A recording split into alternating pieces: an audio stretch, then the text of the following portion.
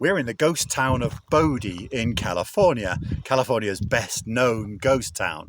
Now, Bodie started its life in the early 1800s, named after William Bodie. Now, interestingly enough, Bodie's name was spelled B-O-D-E-Y. Today's spelling of Bodie is B-O-D-I-E. Now, not a lot of people know, but actually that was down to a sign writer who got his spelling wrong, and it's taken off ever since then.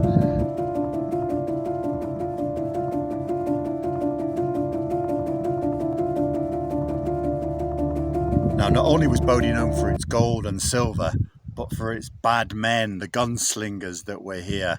Now, apparently, they had drunk quite a lot of whiskey and the gunslingers weren't that good. In fact, there was one story where 2 gunslingers stood 3 feet apart. 8 shots were fired and only 1 of those shots hit their mark.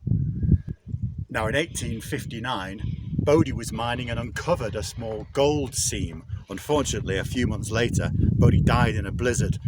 His body was never found, but it's believed that it's buried or it's somewhere interned in these hills around.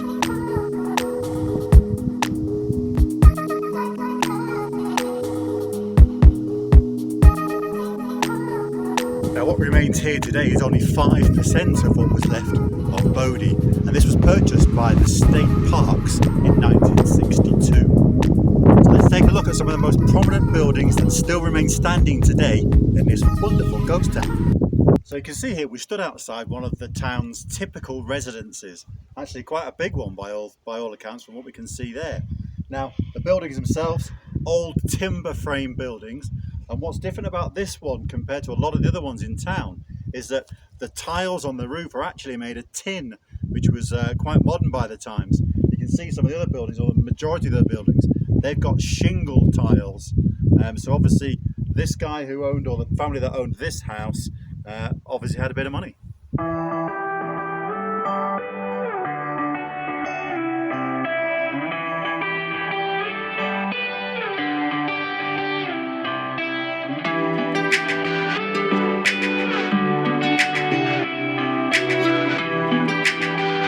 in the 1870s and the 1880s, the town was thriving. Several mines and even 60 plus saloons with a population of between 7,000 and 8,000 people. But unfortunately, due to the decline of things that were found in the ground around the area, by 1942 the town was a complete ghost town and mostly derelict. So if you purchase the Bodie State Historic Park booklet when you come through, it's got all the information about the buildings that are here, including some that are numbered. And for this one, for example, is number 22. Building number 22 is the Macmillan House. And the interesting thing about the Macmillan House was actually the son. Now, the son was a one-armed baseball player who was the coach of the baseball team for Bodie. Now, interestingly enough, this is the Bodie schoolhouse, but it's not the original schoolhouse. Originally, this was a boarding house.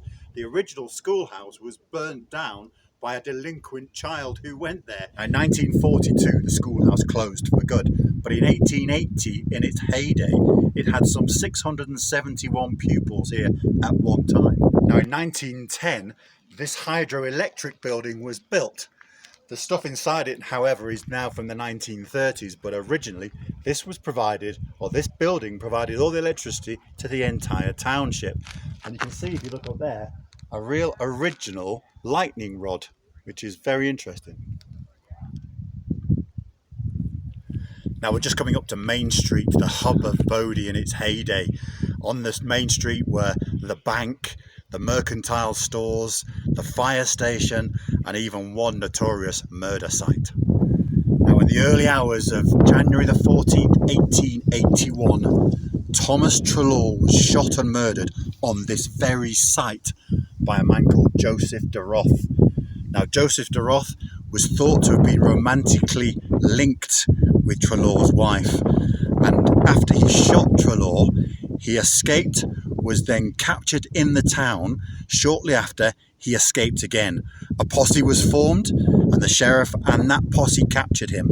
He was put in jail. However, 2 days later, in the early hours of the morning, the posse, or a vigilante gang, broke into the jail, broke him out, took him back to this spot and hanged him.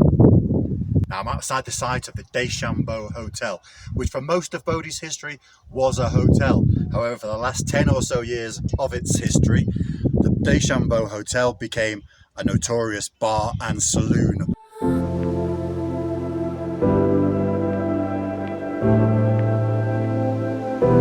Here on Main Street is the original gas station, and next to the gas station, an old Dodge Graham van that was used at the time.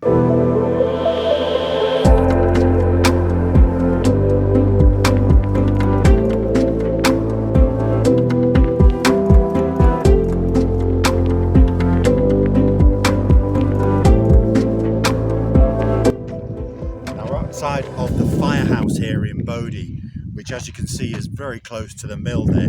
Now in Bodie there were two major fires. The first one in 1892, which took out about 15% of the houses. The second one was the really big one in 1932, which took out a whopping 60% of all buildings that were in the town. So here we have probably the strongest building in Bodie.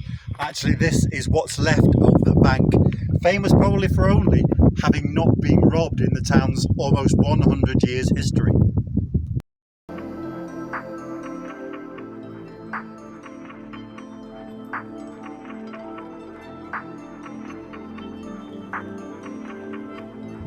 So we're now on Bonanza Street, the red light district of Bodie, also known as Maiden Lane or Virgin Alley.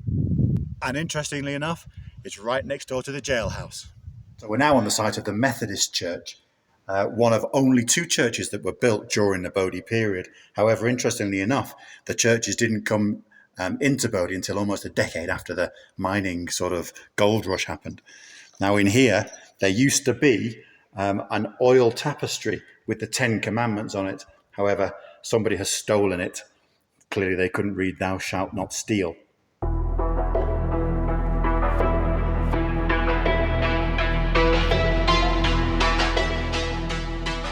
Thanks for joining us today on our tour of Bodie Ghost Town here in California.